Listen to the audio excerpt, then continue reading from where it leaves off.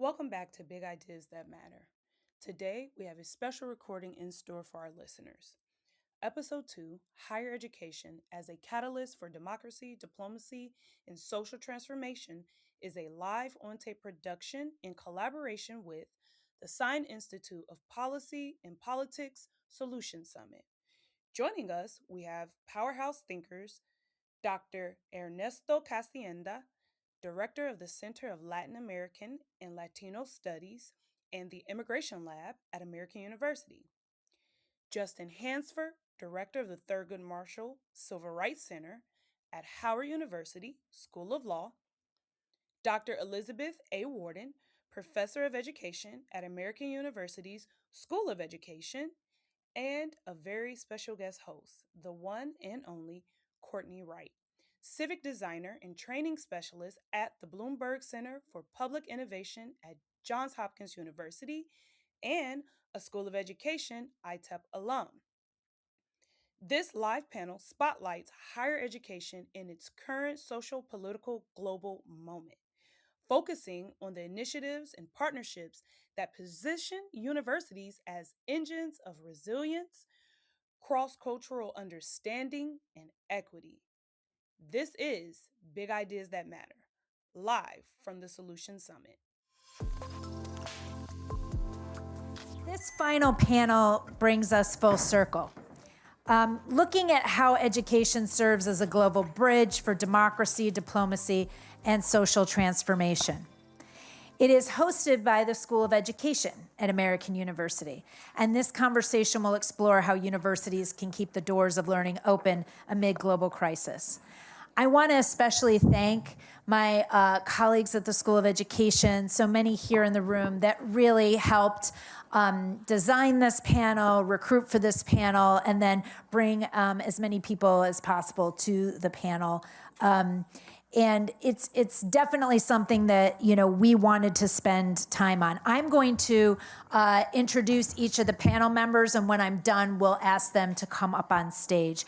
And can I just say a personal point? I would like to thank the Dean of the School of Education, Ronnie Humpson, who's a good colleague. We get into some good trouble now and again, you and I. So I just want to thank you for all you do to support SINE. And we really love not only being neighbors now in the building together, but also to work on what we're doing now and what we'll be doing in the future. So thank you. It's an honor for me to bring together this panel. First, we are going to be moderated by Courtney Wright, whose title is Civic Designer and Training Specialist at the Bloomberg Center for Public Innovation at Johns Hopkins University, and I'm told is an AU alum. We are so excited that she is going to be helping us design this conversation today. And then Ernesto Castañeda, he's a professor and the director for the Center for Latin American and Latino Studies and the Immigration Lab here at American University. I want to thank him for being here. On a personal note, we have done so much work together, and we are continuing to do work together. It's always great to partner with him. We'd like to also welcome Professor Justin Hansford, professor and then director at the Thurgood Marshall Civil Rights Center at Howard University. And then we'd also like to certainly introduce Professor Elizabeth Worden here at the School of Education at American University. We are so delighted that you're all here with us. If you can come up to the stage now, we would love to start the conversation. Thank you. As our group gets started, again, welcome. Thank you, Amy, on behalf of the School of Education for believing that we could put together a partnership like this. We are excited about it, and also the appropriate title related to solutions, considering the need maybe to bring up problems, sometimes intractable, sometimes unresolved, but thanks for having us to lean forward with thinking about solutions. So we're looking forward to it. We're really excited about the panel today. I'm Rodney Hobson, again, Interim Dean for the School of Education. I was asked to introduce Courtney briefly, and I'll do so, and also just remind you that we are excited in the School of Education about some events coming up. We'll be named shortly, as you well know, thanks to the lovely transformative gift of a current faculty member, and will be renamed the Linda A. and H. Kent Baker School of Education in the spring. As part of that, part of the strategic priorities right now is really to feature some partnerships and some really important ideas for speaking to why we need to be the type of school of education we are right now. So let me introduce Courtney and move to the side and listen to this great panel. Courtney's an ITEP 2020 alum.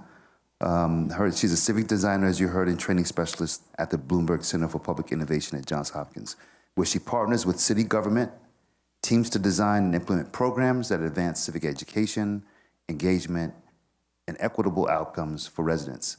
With 15 years of experience in nonprofits, leadership development and program strategy, Courtney has built structures that strengthen learning, collaboration, and institutional capacity across all sectors and all levels. Thank you again, Courtney, for moderating. Thank you.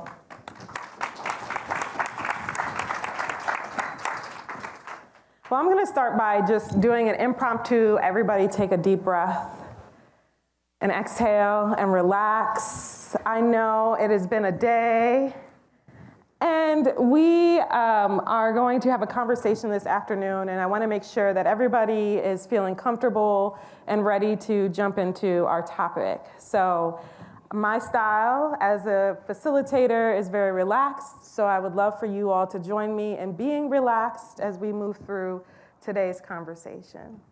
So, good afternoon and welcome to Big Ideas That Matter, a podcast thought leadership series from the American University School of Education in collaboration with the SINE Institute of Policy and Public Solutions Summit.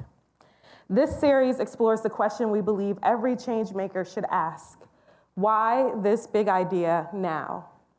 Education is one of the most powerful connectors we have, a force that builds bridges between people, culture, and nations.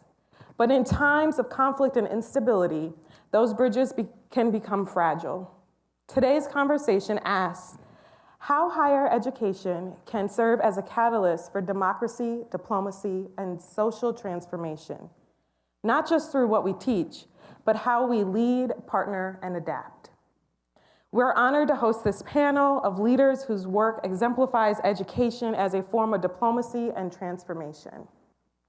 Of course, they have already been introduced, but I am super honored to be here with three colleagues alongside of me. I'm going to ask that you join me in welcoming our panelists: Dr. Ernesto Castañeda, Director of the Center for Latin American and Latino Studies and the Immigration Lab at American University; Justin Hansford, Director of the Thurgood Marshall Civil Rights Center and Professor of Law at Howard University; and Dr. Elizabeth Worden, Professor of Education here at American University, whose research examines civic education and post-conflict learning. Together, we'll explore how higher education acts as a global bridge, connecting research, justice, and diplomacy in ways that sustain democracy and human connection. Now, before we dive in, the Big Ideas That Matters podcast always starts here. In 30 seconds or less, what's giving you hope right now? Thank you, Courtney, for having me. What gives me hope right now is that we have evidence that not everybody agrees. And that's a good thing, because actually when everybody agrees on something, then there's no fun, right? There's nothing to debate and all that. And it's good to debate about values, about goals, about strategies. And universities have to foster that debate too, in a civic way. But what is unique to the university, what we have a competitive advantage in doing, is actually bringing facts, numbers, empirical reality to that conversation, so we have something to converge around and then discuss around that diversity of ideas and viewpoints. Thank you. Thank you. Yes, thank you. Well, I have to say, one thing that has not given me hope is the Washington Commanders. For those natives to Washington, you know, but one thing that is giving me hope is the feeling that people around the world are open to change. I have to say that the New York mayor's race in particular was something that gave me a lot of hope, because it showed that people are open to trying to find new solutions in politics, and it's such a needed possibility that we have other options on the table at this particular time in history. Thanks you all for having me. Thank you, Courtney, and thank you to my students who are here. I so appreciate it. Okay, so Justin, the Commanders are not giving you hope, but I think you just need to look even at some other teams that are native to Washington. The Washington Spirit, the women's soccer team, is second in the nation, and they are playing the semifinals this weekend, and it's an amazing group of women that are giving me hope. And I just look for the things in my everyday life and those small things that give me hope, and the Washington Spirit's awesome. Thank you for sharing what's giving you hope. It's our way of just tapping into our collective resilience before diving deep into today's episode topic. Now let's get into topic, higher education as a catalyst for democracy, diplomacy, and social transformation. This question is going to be for all panelists. We're living in an era where education is not just about degrees. It's about democracy, belonging, and global connection. What does education as diplomacy mean to you, and why does that idea matter now? In higher education, we're really lucky in the sense that people from around the country and around the world come to our universities to study together. And then you face diverse staff and faculty. So there's gonna be disagreements, there's gonna be new things, but most importantly, you're gonna face difference in a way that you have to, because you're sharing a classroom, you're sharing a dorm room, you're sharing a club, and therefore you will know what you didn't know about, which is very important, right? How other people see the world. And that's something that college gives you the opportunity, and in a way forces you to do it. It's not always easy, but it's something that you're gonna take for the rest of your lives, the learnings in terms of other cultures, other backgrounds that you get in college. And something that for students in the audience, it's very important that not because you graduate, either undergrad or graduate, whatever degree you take with us or other place, never say that you're gonna stop learning, that you're gonna never read a book again. I sometimes hear people joking about that, but some people actually do that. Reading in the US is going down. A lot of the polls show that depending on education and then how much people keep learning after they graduate, the way they think. And again, it's very dangerous for democracy where people become very solidified in their views. So if we can instill at AU critical thought and the desire to learn and to be curious, we have done our job. And the last thing is that at AU, faculty, staff, conveners, we can be bridge builders and bring different people together. So something that I do in my work is I translate. I translate in 3 ways. In my case, mainly from Spanish to English and vice versa, but also culturally, how immigrants are seeing things differently than the locals. There was a poll released by Univision today that was saying that while Latinos in the US felt belonging to America, 60% of them 2 years ago, today is less than 41%. And then we discussed that, why that may be the case, right? So it's important for us to make a home for all of our students and to have those difficult discussions, in this case at AU, because if we're successful here, then we can apply this in our larger polity. But if we cannot do it here and self-govern and share ideas, share goals, it's gonna be very hard for us to be good citizens. Thank you. Yes, well, another one of the hats I wear is working with a group called the United Nations Permanent Forum on People of African Descent. I've been a part of that body for 5 years, and we're part of the UN Human Rights Commission. And so at the UN, there's a lot of diplomacy going on, and a lot of people recognize that you can't thrive and get your way through force or through coercion. You have to have people come together and make agreements.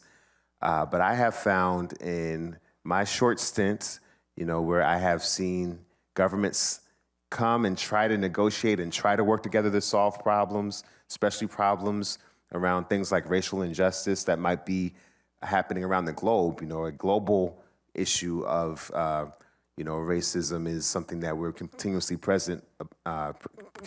aware of.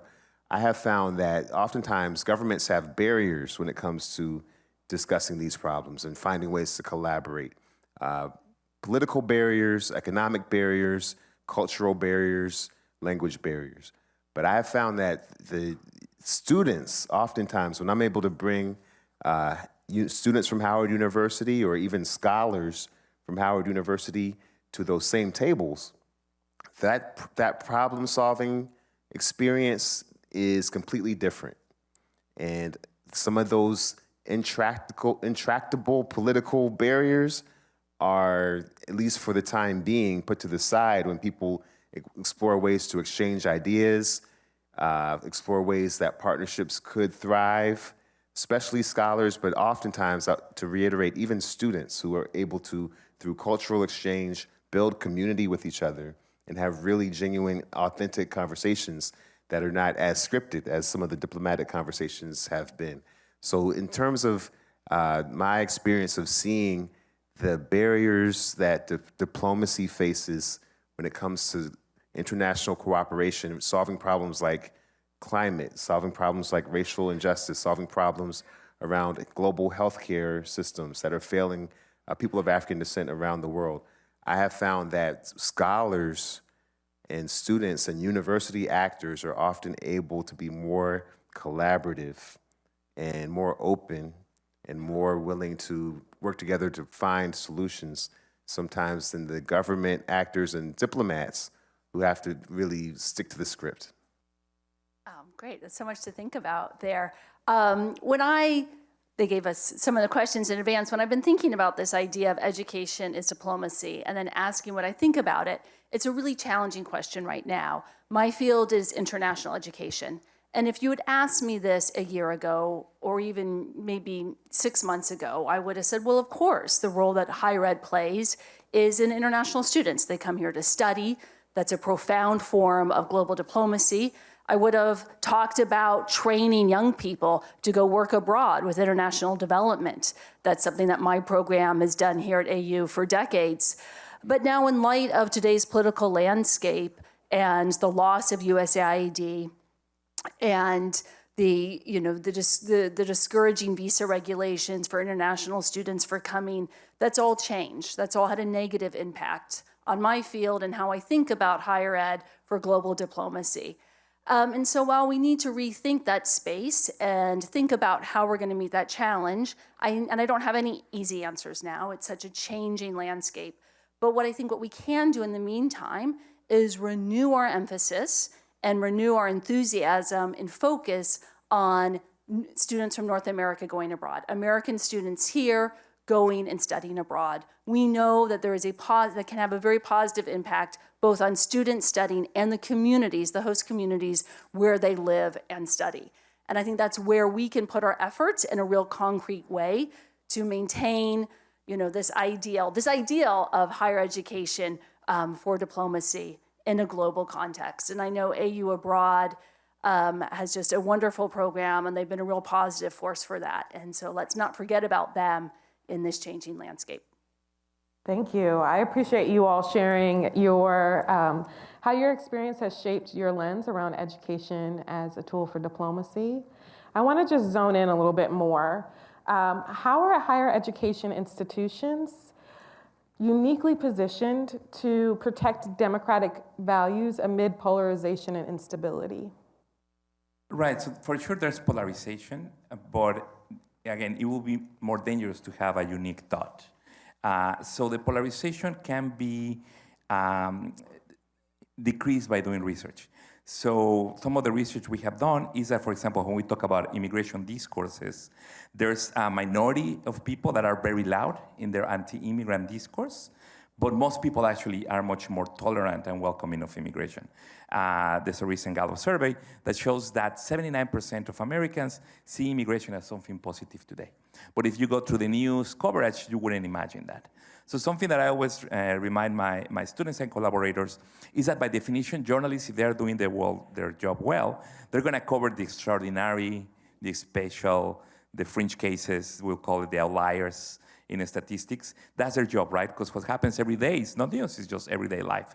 So the job of anthropologists, sociologists, geographers, and other social scientists is actually remind us of what is actually the norm, what is the most common thing that happens. And to bring into these public discussions a larger context, precedents, history, and putting things in proportion, right? So something that is again very important to know, but very few people know, is that in the world, there's only 3.5% of the global population that lives in a country different than the one they were born in.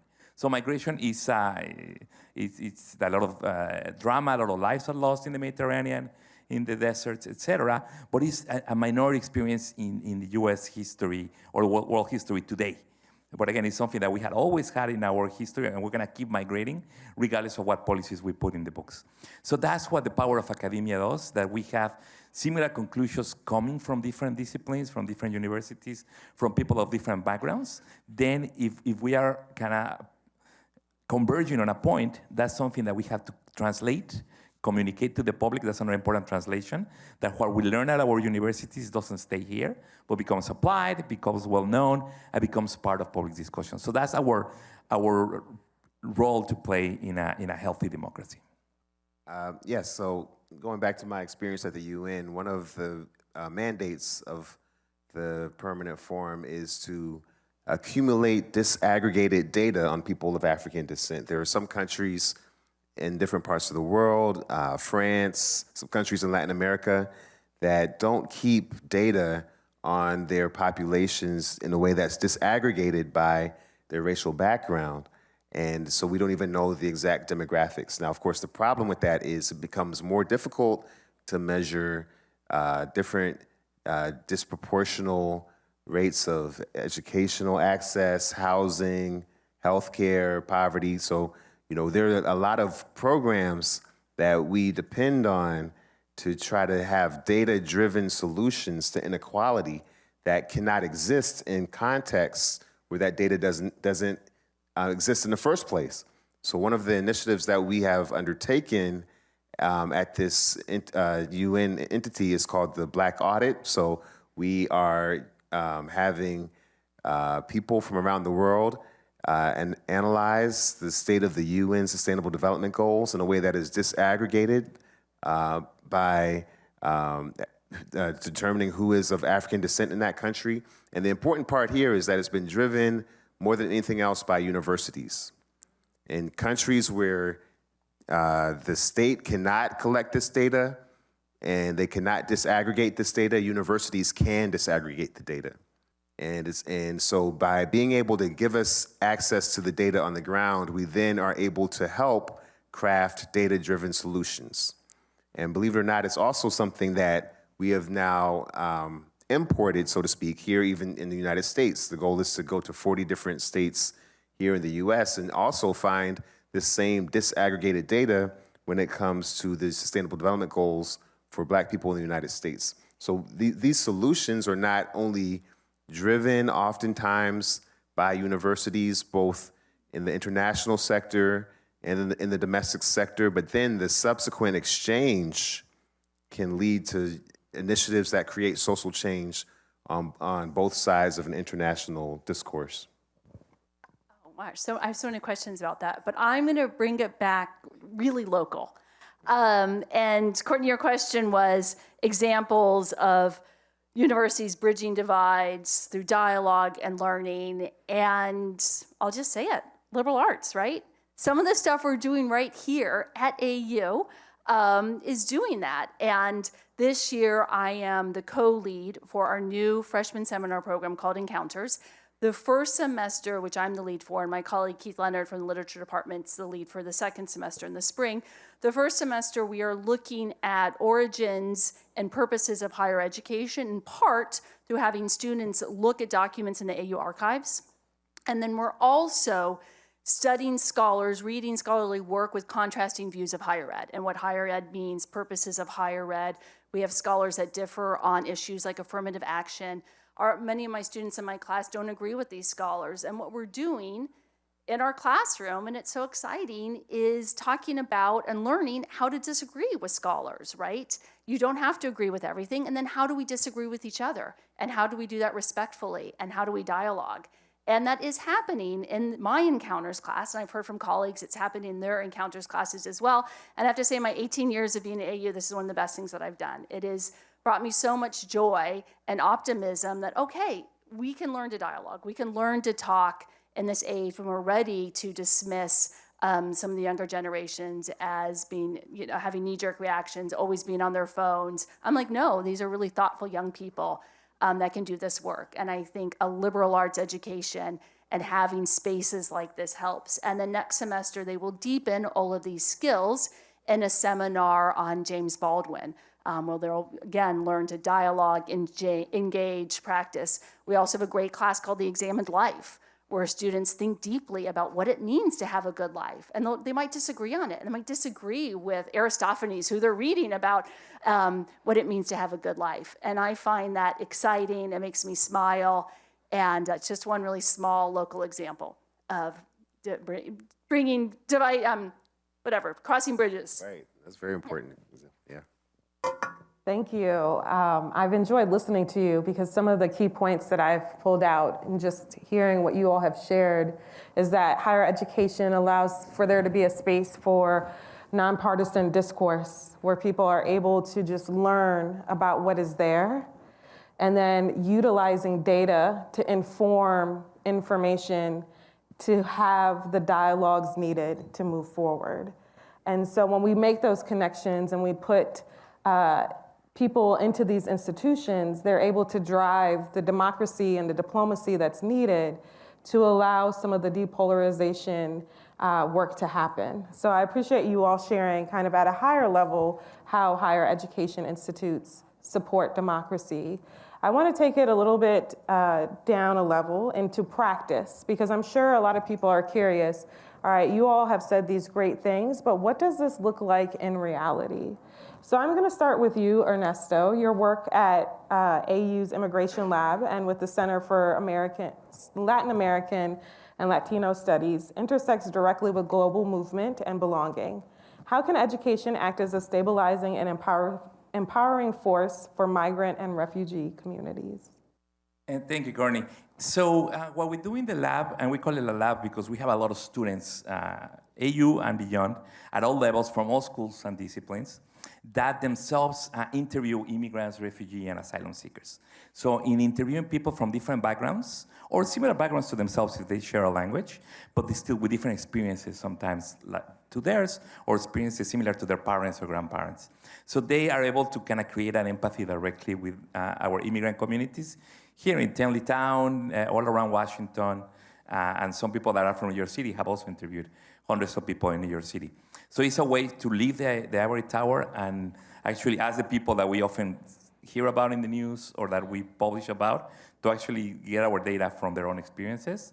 And we have so far, since the pandemic, collected 415 in-depth interviews that we're trying to share the stories of these individuals. So we have students in the translation, in the languages departments help us with translation. We have students helping us with the write-ups. We have also a podcast. We have a lot of ways that we're trying to communicate this out. So it's a great way to engage students in research, so they know if they like it or not and what it takes, and regardless of their background, that they can become researchers and they can have a PhD and become professors or do research in other scenarios. So that's a way to do it.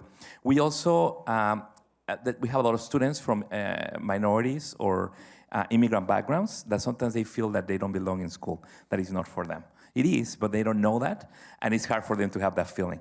So when we validate that what they know about what's happening in their communities, what they went through coming as international students or as immigrants from other countries or from other parts of the U.S., we validate that they are coming with knowledge that is valuable, and they can also teach me as a professor. They can teach me things. I'm learning from them, and most importantly, they're learning from each other. So that's something very empowering. And then in terms of the, higher education has always been a way for social mobility. So if we have an important middle class of Italian origin, Irish origin in New York City, and other origins, is thanks to the public universities in New York. And right now, the children of Mexican immigrants who are citizens, 50%, 52% of the women are graduating with a degree in New York. So meaning New York City now has a local Mexican population, Mexican-American first generation college student, that is equal to those of the people that escaped Poland and Russia, escaping the pogroms, Jewish people. So it's a very, very, it's above average, which is in the 40s. So New York City is doing something right. So the challenge is how in New York, in Washington, D.C., all the different regional universities can do something so that the children of Afghans that have been here now for a little while, the children of Salvadorians, of Guatemalans, or the different communities that are established, Ethiopians that are established in the DMV, can have an access to become part of the middle class, studying with Americans from other backgrounds. So that's something that we have been successful in the past, and I think AU is more conscious about trying to do that into the future, and our alumni that are also increasingly diverse help us do that. Thank you. Thank you for creating spaces for people to be seen and heard. It's appreciated. Justin, at the Thurgood Marshall Civil Rights Center, you're shaping legal and civic leaders. How can law and education together serve as a form of diplomacy, advancing justice within and across borders? Yeah, so it's hard to follow that excellent example. I will again talk about what we call the Black Audit Project. So each of the past 4 years, I've taken Howard University law students to the United Nations to present on their semester-long research project, which was to use the United Nations Sustainable Development Goals framework. As you know, there are 17 different Sustainable Development Goals around access to clean water, housing, healthcare, education, employment, and we take those UN international standards and we apply those to each of the students' hometown, and we ask them to take a snapshot of the state of people of African descent in Houston, in Chicago, in Los Angeles, and note any disparities that might be present using these international goals, note any historical structural reasons for those disparities, have a town hall meeting in their hometown, and speak to local community leaders and learn about solutions, and then go back to the UN at the end of the semester and interact with people on this global stage so that you can exchange with them not only an understanding of some of the problems that you share on a global level with people throughout the world, but also some of the solutions that you can ideate together and try to bring those home to your hometown. So what's happening in that project is learning, and what I think is important when we talk about the internationalization of these higher education projects, you're building relationships with people at the UN, and you're taking the concepts that have been created on these global platforms and bringing them back home so that you can understand and really feel how relevant these concepts are to your day-to-day life in a place that's so personal as where you grew up or where you went to church or where your family is from. So that project has been very rewarding for myself. I know some of the students have gone on to work in international spaces even after graduation based on the relationships they made at the United Nations there. And this is just one example of how it's not only the exchange of just hard data and basic information that is so enriching in these international contexts, but it's the relationships and it's even the frameworks. It's a framework like the UN Sustainable Development Goals framework is a platform which can help people from many different countries, again, countries that may not even get along, right? We've interacted with countries that may not necessarily be seen as the greatest friends of the United States, but the young people in these countries and the young people at my university were able to talk about this UN Sustainable Development Goals, and we're willing to support each other in the campaign to create more equality. And creating more equality will make a better world for all of us, and a more safe world and a more peaceful world. And I think that will help to move forward diplomacy and also human rights around the world. So I'm very, very thankful for the project, and I do think that universities can take more of these data-driven experiences as a baseline for education domestically, even in their own classrooms. And then once you take it outside of your classroom to these international platforms, you'll find that there are more enriching ideas, more enriching relationships, excitement for the students because they get a chance to travel and meet people from different backgrounds, and ultimately you get some really positive outcomes. Great. Thank you for creating spaces for your students to have that greater exposure. It sounds like they go on to do amazing things afterwards, which speaks to the impact of that opportunity. Elizabeth, your research often focuses on civic education in post-conflict environments. What can we learn from how other nations use education to rebuild trust, repair communities, and sustain democracy? So for, I don't know, over 20 years, I've been researching and thinking about how to teach citizenship in societies undergoing transition, largely in the former Soviet Union and in Northern Ireland. And I have two ideas from Northern Ireland. Maybe some other will come out from the former Soviet Union. In Northern Ireland, well, let me just start from the beginning.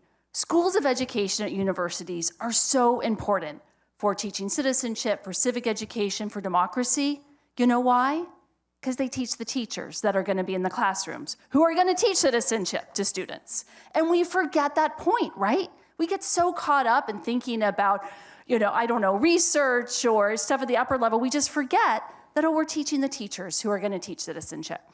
So in Northern Ireland, a divided society still after 30 years of conflict known as the Troubles that ended in 1998, at Ulster University, where I've spent a lot of time, all teacher education students, those are teacher candidates, have to take a module either in religion or citizenship education. Both religion and citizenship education are required classes in high school in Northern Ireland. So teacher candidates from like home ec, from like the art department, all have to learn how to teach citizenship or religion, but we're going to focus on citizenship. And what that looks like then in the classroom, when these teacher candidates graduate and go teach, is that you might have an art teacher teaching the citizenship class. You might have a science teacher teaching it. And I observed a physics teacher doing a citizenship lesson, and it was fantastic. She was doing this lesson in her lab around benches, and all the students were learning about citizenship in a science classroom. And why shouldn't they, right? Citizenship and learning about democracy and being democratic is not confined to a history classroom or a civics classroom like we do in the US, but you can learn about it in all these spaces because you will live it and enact it in all these spaces in your life in a democratic society. And I don't know why we don't do that here. I don't know why in the US teaching citizenship is confined to social studies. It doesn't have to be, and I think that's a lesson we can learn from Northern Ireland in thinking about how we prepare teachers to teach citizenship, how higher education is that conduit for democracy and democratic stability. And then the other lesson from Northern Ireland that I've been thinking a lot about, especially today in our increasingly polarized, it's so cliche now to say, our increasingly polarized society, is the two main education initiatives that have been the most successful in Northern Ireland at bridging divides. The two are called integrated education and shared education, were developed and implemented and also later evaluated by faculty at two different universities in Northern Ireland, and they were in it for the long haul. These programs have been going on for decades. These are groups of faculty that have worked with parents, educators, community members for decades and created really successful, sustainable initiatives in Northern Ireland. And so that's a lot for us to think about as faculty members and professors, like how do we do this in a sustained way? How do we do this given the demands of publications and getting citation counts and turning research around so it can be usable and it can be consumable, right? So how do we commit to something for the long term in our communities that can be a project, that can be something successful at bridging divides? So those are my two examples from Northern Ireland, and I really like to think about those, and we can talk more about them later. Thank you, Elizabeth. I appreciate the enthusiasm that you have around it, and I also appreciate just being able to look at deconstructing the box that we've put civic education in and not leaving it just in the social studies classrooms for where we engage with that understanding. Being able to expand it across spaces will allow for people to see how integral it is into every aspect of their life. I have a follow-up question for you all because you gave some very clear examples of how this has shown up in your work. But when we think about who might be listening and who's here in this space, what is something that they can do in order to help facilitate diplomacy and using higher education as a catalyst or higher education adjacent spaces? Well, all of you here affiliated with American University or your universities are walking ambassadors of us and of higher education. So there's a lot of sympathy for the figure of the student, and I think that's respected and people want to help you out. But also you're representing the benefits of higher education beyond getting skills, which we talk about during the day, and beyond getting a job, which I understand is very important. And believe me, once you get a job, you're gonna use a lot of the things that you learned at AU, even in things that were outside of your majors, probably especially those. And then you're gonna have a richer life just because you went to college. So even if it takes a while now to get a job, that's not the fault of higher education. There's other issues bigger that are affecting that. So you're ambassadors of higher education. So to people that didn't have the luck to go to college or beyond, tell them what you learn in terms of coming up with diversity, overcoming adversity, and all these things that you may take for granted and you share with people that went to college that other people didn't, and that's what they are missing out. Not only the knowledge and the degrees and all that, but also the experiences. And let me give you a quick example from colleagues that I think is an example of what you can do. It's not me, but it's a very nice story. So there are some colleagues in the World Languages and Cultures who were doing a course with people in Chile in South America. So they will be teaching the course normally, but it was in a way cross-listed. It's in the same time zone, more or less. So the classrooms will meet together many of the weeks of the semester in this case. And then the students will get to know each other, and then we'll do some of the assignments together with half of the people in Washington and half of the people in Santiago de Chile. But okay, there was an exam before and after, and that's what I really share with you. So before, they asked the people in Chile particularly if they were people that we're talking about young people, right? If they were people that were curious about people with from different origins, with different cultures, different languages, and only 44% said that they were interested in that. Actually, I think it was a little lower. And then after they took the class, 4 months, then it had gone up to close to 70%. So why does that matter? Because first of all, in Chile right now, it's a country that used to have very little international migration until a few years ago. And right now there's election time and migration is the #1 issue. And there's a lot of very nasty xenophobic language. They're not used to this. They think there's indigenous people, there's Afro-Chileans, but it's a minority. So the stereotype is that everybody shares a history, ethnic group, and all that, and they don't want people coming from neighboring countries. But the students that were in this class, not only they open, and now they are curious and trying the food of the Venezuelan restaurants that are opening, the Colombian restaurants, the Haitian restaurants opening in Chile after meeting people, because meeting students from American University, it wasn't always the stereotype of the blonde, tall person of English origin that is Protestant. That is, I don't know, 40% of the population. So they met a lot of people of Latin American origin that doesn't speak Spanish, or people with Latin American origin that speak Spanish. They met people from Asia, from Africa, from all these backgrounds. So that made them want, and they got used to this diversity, and now they see that as a strength of America that we take for granted, but it's something that people in colleges, in our universities, they don't have, because the groups that are marginalized still have no access to higher education.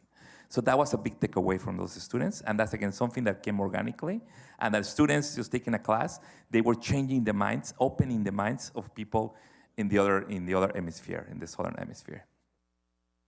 That's a great answer. I think I'm just going to build off of what you just said, because I was a Fulbright scholar in South Africa, and I was there at a time when there was a great deal of xenophobic violence taking place.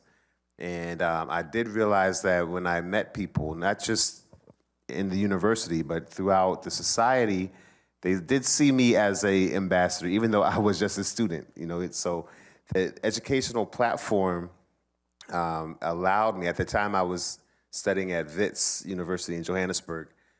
The educational platform of being in the university there allowed me a chance to interact with people and talk to them about the phenomena of xenophobia that was taking place there. What were the drivers of it? And as someone who's connected with higher education, Out of all of the different migrants in the society, I have to say I was likely the least threatening of the migrant. And being connected with, the academy is a privilege that allows you access, and when you serve as like you said, as a diplomat, as an ambassador to these other places, you get a chance to leave a positive impression, of course, and as students, you get a chance to be someone who begins to engage in the practice of speaking on behalf of your community and speaking to people from other parts of the world and clearing up misunderstandings. And I can tell you, especially as an African American, there were many times where people had one image of African Americans, and then they see someone who is a scholar or professor, not like the person they may have seen in a rap video or something like that. Now they have to change their mental model. And it's amazing how simply the presence of someone on the higher education platform can provide people with I say reality check, but for them it's a window into an entirely different reality that they don't have access to. And I found that to be the case in too many different contexts around the world where where I had to, whether I wanted to or not, I had to represent and be an ambassador and leave people with either a good taste in their mouth or a bad taste in their mouth based on their interactions with me, which I did understand would go on to change how they saw people, from my community for years to come. So but I think for young people, for students in that environment, and also for professors, I think oftentimes when you travel, when you interact, at least for me, I know I was there to almost take. I was there to learn and to gain from the experience, but I didn't enter the experience thinking that I was also someone who was giving an impression and someone who was serving as an ambassador. And if I had known that beforehand, maybe I would have prepared differently, and maybe I would have had some talking points, and maybe I would have been more in the mind state of serving as an ambassador while on a study abroad program. But I hope that's something that we can integrate into our exchanges, because I do think that plays a major part in helping us to communicate and avoid conflicts and misunderstandings between peoples. Thank you. Both tall acts to follow there. And Courtney, thinking about, advice, or like, how do we be resilient in this time? How can education be resilient? I was a Peace Corps volunteer in the 90s in Moldova, the former Soviet Union, and it was so bleak and it was so cold. It was during the Russian financial crisis, and I was freezing all the time. But I worked with teachers who had just been through 50 years of communism, and I would ask them, like, how did you do it? How did you do that? And then how are you doing this? And I think for many of us that are struggling, like, how are we going to do this? It's just because we keep showing up every day. And we just put one foot in front of the other, and we remain open and curious. And I show up and I teach my first-year students, and we work on dialogue. And I'm always looking to learn new things. I always tell them, help me think differently. What is something I haven't thought of, right? And so I think that's for all of us in this moment of thinking about how we can, in the space of higher ed, space of education, be resilient. How can we foster resilience? Let's just keep showing up one day at a time, staying true to our values and who we are, which will be different for all of us in this room. But just keep on keeping on. Thank you. I don't know about you all. I am inspired, and I feel extremely privileged to be sitting up here with these esteemed professionals with deep knowledge. And I'm sure I can continue asking the questions, but I don't want to hog the space. So I'm going to open it up for people in the room who are curious or have a desire to ask a question at this time of our panelists. We have folks coming around with mics, so feel free to raise a hand or pop up. Thank you. My name is Devorah Bendaway, and I'm a first year at American University. So you talked a lot about higher education as a catalyst for democracy and diplomacy, but we're seeing an attack on higher education, and like the middle class is kind of stressed. The working class kind of sees it as a fairy tale, and people are losing hope. in higher education. So how can we combat that and make like the public like restore their faith in higher education? Great question. So thank you. So that's part of the ambassador's part that I meant to say and I didn't say it. Help us make the case that universities matter, that we should remain open, that research matters, that the government and private actors should fund research, that is an investment into the future, it's not wasted money, and that all majors have their value and their use, from philosophy to law to technical things. So that's one thing. And then yes, we're under attack. So it's not the time to be shy and to live in the ivory tower. We have to say, no, this is our value, this is our contribution to society, this is our views on X and Y topic. I do research on migration, so I participate. I think it's my duty to participate in public discussions on migration. So there's more evidence-based discussion than just with stereotypes and assumptions and myths. So it's something that we cannot do and we have to do more. And Dr. Anna Burley said earlier, we cannot be afraid because we're already targets. So we might as well act collectively and define ourselves, again, in a solution way. We're offering these solutions based on the work that we do. We can contribute to what's happening to help the middle class and the lower class that indeed are stressed. It's a great question. I'll admit, I never thought of higher education as a aspect of diplomacy. I don't think until I came to this panel, I hadn't thought of higher education as an aspect of diplomacy. So I know that in the public sphere, it's unlikely that people are looking at an attack on higher education as being something that is also an attack on the image that our nation is projecting around the world. But of course, that is what is happening. And we could have a separate discussion about the state of the State Department. But at this stage in history, I do think that it is significant for people to understand the role that our higher education institutions play in America's public image globally. And it's really, I think it's understated and underappreciated. And that goes both from study abroad and reaching out, but also for the people who come to our institutions from other parts of the world and receive an impression of our country based on their impression of their life on campus.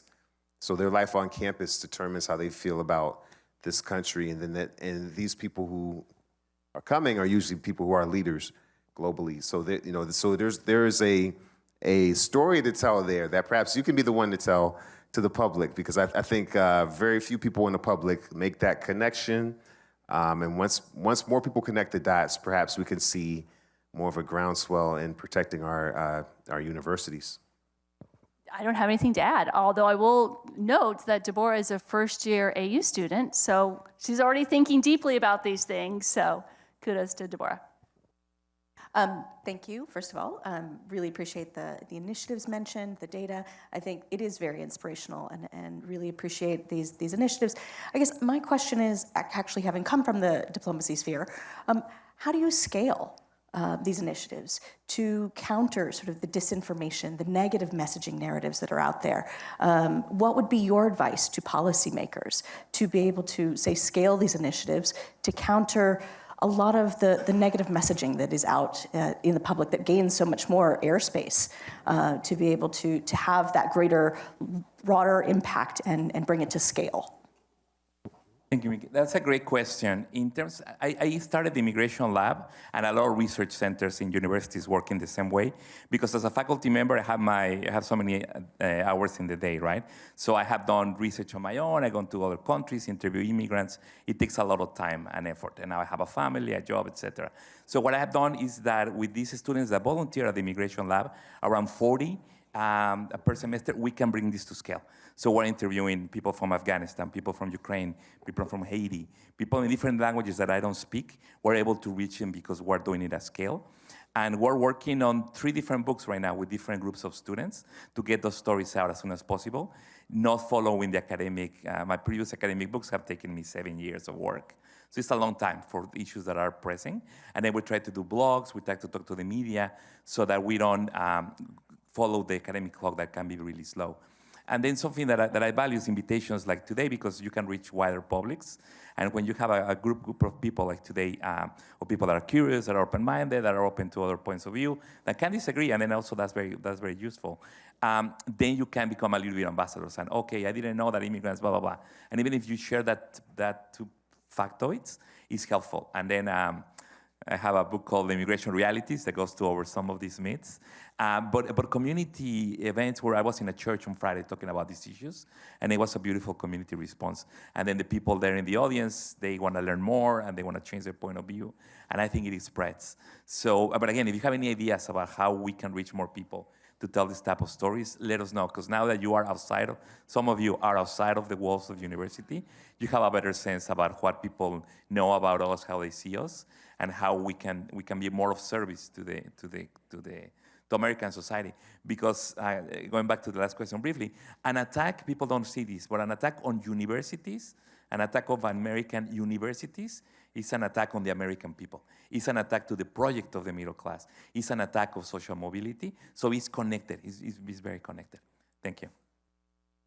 I don't know if this is an easy answer for how to scale, but thinking about how do we teach teachers to teach citizenship and civic education? How do we do that better, right? I don't know right now in this moment, but what I'm excited about is that civic education is having a moment. Like, I've been doing this work for so long, and it's always been marginalized, and it's always been about math scores and reading scores and bringing up literacy. And I think at this moment in time in the US, we are having a moment, and we're opening up this conversation again about how do you teach citizenship, how do you teach civics, how do you teach political literacy and digital literacy, part of that, to your comment about disinformation.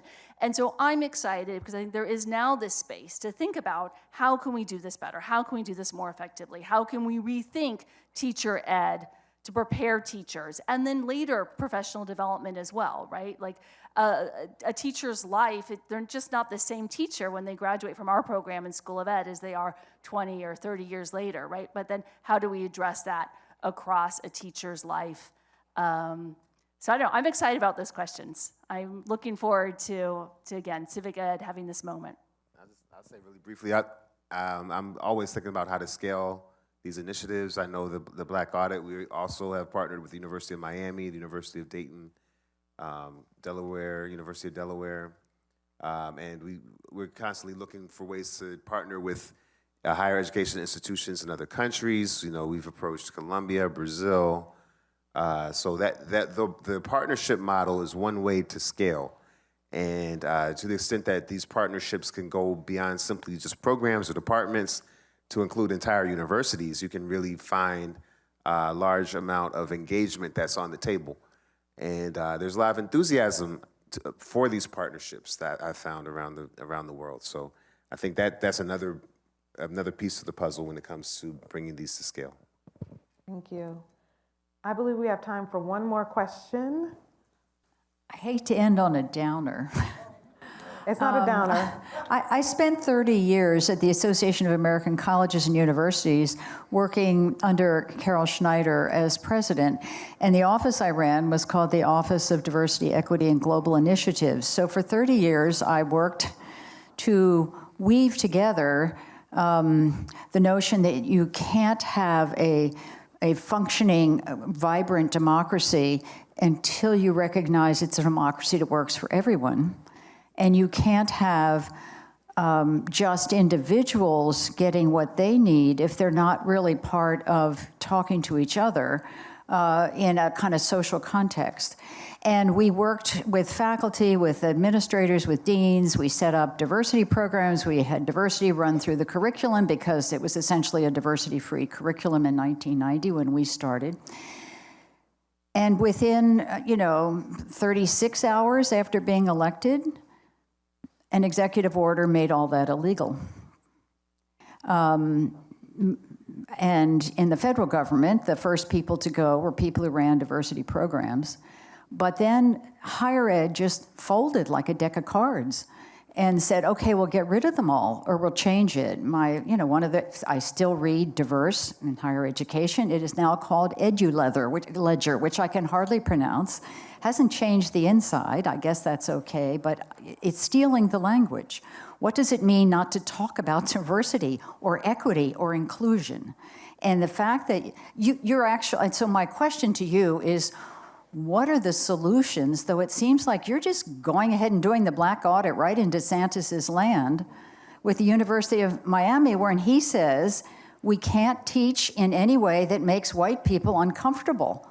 And if you did a black audit, that's going to make some white people uncomfortable. Why just black people? So you're just going ahead and doing it and find the people that will do it. But my real question, is how are you doing what you're doing? Though I picked up the fact that a lot of what you talked about was global. In this environment, which is hostile to everything and is trying to shut down the possibility of having this conversation about how diversity is critical if we're going to have a functional democracy, and that it is critical to higher ed being able to do its work in educating students. We need everybody there to educate us. So I don't want to end negatively, so I wanted to see how you're doing it in spite of this incredibly hostile environment where the university seems to have said, we won't do this anymore. One thing I was going to say is great. Thank you for that question. And one of the keys to success is the words we use, right? What's in the name. So instead of using diversity, we talk about internationalization, and having a framework come from the UN Forum on People of African Descent. Mandating a data collection project is very different from a DEI program that is excluding people based on race. So at this stage in the discourse, perhaps this is our privilege, the internationalist lens has not been banned in the way that the diversity lens has been banned.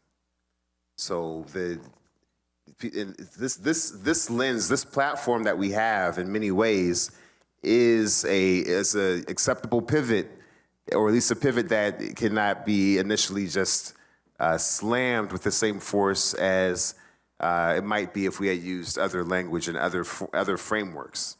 And being in the higher education space, as you said, you're at one of the main target points. The target is on the back of higher education. So you're right. There are a lot of institutions that would be very, very afraid of doing anything that might be construed as promoting, say, racial equality, which is it's a crazy thing to say that we're in this space.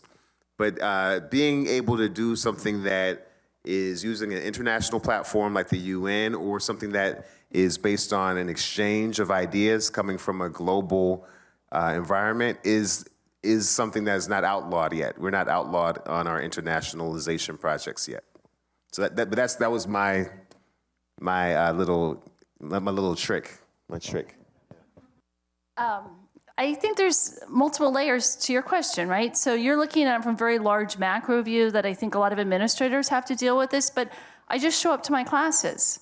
I mean, I don't know how else to explain it. I just show up and I teach, and we talk about difference, and I'm open and curious. I want my students to be open and curious, and I want them to solve problems, and I want them to do it respectfully, and that's what I do. And that's what I do every day, and just one foot in front of the other, and I just keep showing up. That is my answer. And while in science fiction or in fiction we may have Orwell, right? Like the thought of the state, and the government can dictate what citizens can think. In my 26 years in America, I've never seen that to be true. Americans are free thinkers, and even though what the government says, they have their own thoughts. And we just show that there's not a single thought. There's diversity, disagreement, different political views, and voting still matters. So I'm very hopeful, and the work that you did for 30 years is still showing, because the people that have gone to college in the last decades, they learned that. And once somebody learns something that rings true, You cannot unlearn it. So even though if the government may allow it, it doesn't mean that people are going to stop thinking it. That's impossible. And then the public university in Florida has different ways to do it, and they have to pretend that they're going to do it differently. But for example, at American University, we still talk about inclusive excellence, and we're proud of it. And we know that to be excellent, we have to be open to diversity, because the meritocracy really means that some people, regardless of their gender, their background, are going to raise to the top, and then you have to support them. So we're leading it, we're doing it, and that's going to outlive whatever regulations are in the books right now. That's not going to be the case a few years from now. Thank you. Thank you all. Thank you for your thoughtful questions and the responses. From what I hear, when there's a will, there's a way, and just keep showing up, and we will be able to move forward together. Today, we have heard how higher education is far more than a pipeline to professions. It's a lifeline for democracy, diplomacy, and shared humanity. From migration to civic education to justice, our panelists reminded us that when we invest in learning, we invest in peace. Thank you to our incredible panelists, Ernesto, Justin, and Elizabeth, and to all of you for joining us. We invite you to keep the conversation going with the School of Education at the Big Ideas That Matter podcast, where we continue asking, why this big idea now? Thank you.